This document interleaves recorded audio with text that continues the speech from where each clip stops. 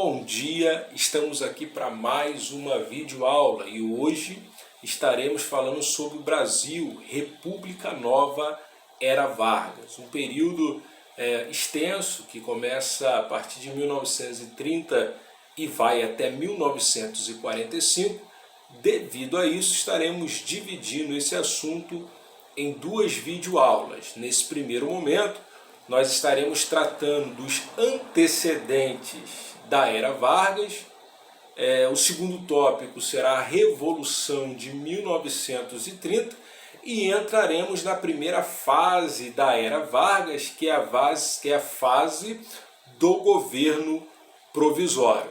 Num segundo momento, numa outra videoaula, nós estaremos falando sobre a segunda fase da Era Vargas, que é o governo constitucional, e a terceira fase, que é o Estado Novo. Beleza? Então vamos lá, gente. Antes de falarmos da Era Vargas em si, que vai ser a característica dessa nova República Brasileira, gostaria de falar dos antecedentes, do cenário, como que o Brasil se encontrava nesse momento. É um período em que o Brasil está vivendo a influência, o baque da crise do final da década de 20. Eu estou falando do final da década de 1920. O Brasil vai ser afetado diretamente por esta crise. Por quê? Porque o Brasil tinha como sua principal atividade econômica o café. E acontece uma das maiores crises do liberalismo econômico, que é o crash da Bolsa de Nova York. Com isso, os Estados Unidos, que era um dos maiores clientes brasileiros do nosso produto, do café, vai deixar de comprar. A Europa também está em crise, Nós estamos falando aí do período ainda entre guerras, não é isso? E o Brasil vai ser afetado diretamente, e principalmente o estado de São Paulo, que é o maior produtor cafeeiro do Brasil. Devido a isso, São Paulo vai quebrar um pacto político que tinha com Minas Gerais, a chamada política do café com leite. O que era essa política, gente? Para a gente relembrar. Era uma política em que alternava no poder da Federação Brasileira, ora um governante paulista, ora um governante mineiro, a chamada política de oligarquia. E com isso, com medo de Minas Gerais não dar o amparo econômico necessário para que São Paulo se recuperasse dessa crise, o Washington Luiz, o presidente, ele não lança na alternância do poder um candidato mineiro para lhe suceder e lança o paulistas, o Júlio Prestes. Isso vai romper as alianças, E isso vai fazer com que aconteça no Brasil uma disputa acirrada, a quebra dessa estrutura oligárquica.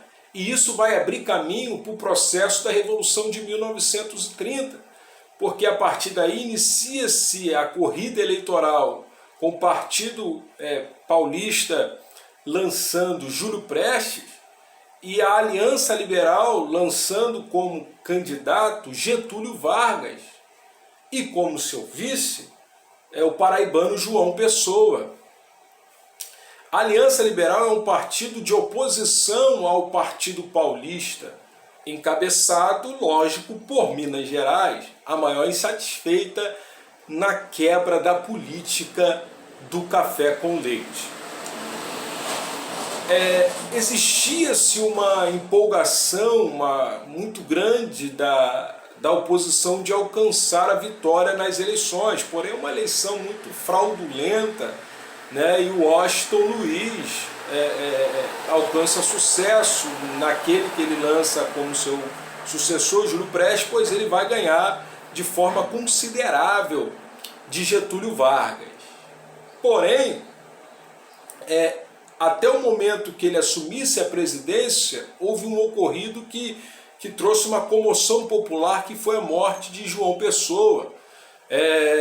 Sabe-se que a morte dele foi por motivos particulares, mas ele serviu como mártir para esse processo revolucionário, criando uma grande comoção popular.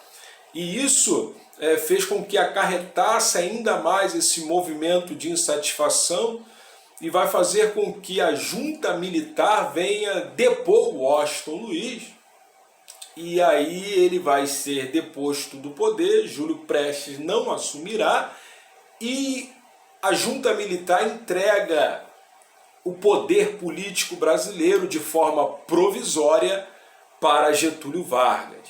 Aí é o início da primeira fase da era Vargas, né? A fase do governo provisório. Ele assume de forma provisória e uma de suas primeiras medidas é dissolver a Constituição brasileira. Ele suspende a Constituição de 1891, a primeira Constituição da República Brasileira é dissolvida por Vargas. É um período de governo centralizado, ele é um centralizador, porém ele elabora medidas populares que mais na frente vai lhe dar uma fama e uma aceitação muito grande com a camada popular brasileira. Entre algumas das suas elaborações populares está a criação de ministérios, como o Ministério do Trabalho e o Ministério da Educação. Ele também vai elaborar o Código Eleitoral, o voto secreto. A mulher também vai ter direitos a partir desse momento na vida política brasileira. Ele também vai elaborar o Conselho Nacional do Café para a valorização desse produto e a centralização estatal do café brasileiro, que era muito voltado para São Paulo, né? E São Paulo agora é a grande oposição de Vargas. Porém, essas medidas que Vargas está tomando, por mais que tenha uma aceitação popular, não há uma carta magna, né, regida para que ele pudesse usar como parâmetro. E isso vai fazer com que essa oposição, principalmente paulista, venha pressionar Vargas para que pudesse promulgar uma lei, né? E esse período fica conhecido como a Revolução Constitucionalista Paulista de 1932. Vai ser devido a essa grande pressão, principalmente da oposição paulista, que Vargas vai, em 1934, promulgar a nova Constituição Brasileira. É a nova Carta Magna do Brasil, que aí iniciará a segunda fase da Era Vargas, a fase do governo constitucional. Mas isso é assunto para a próxima videoaula, tá ok?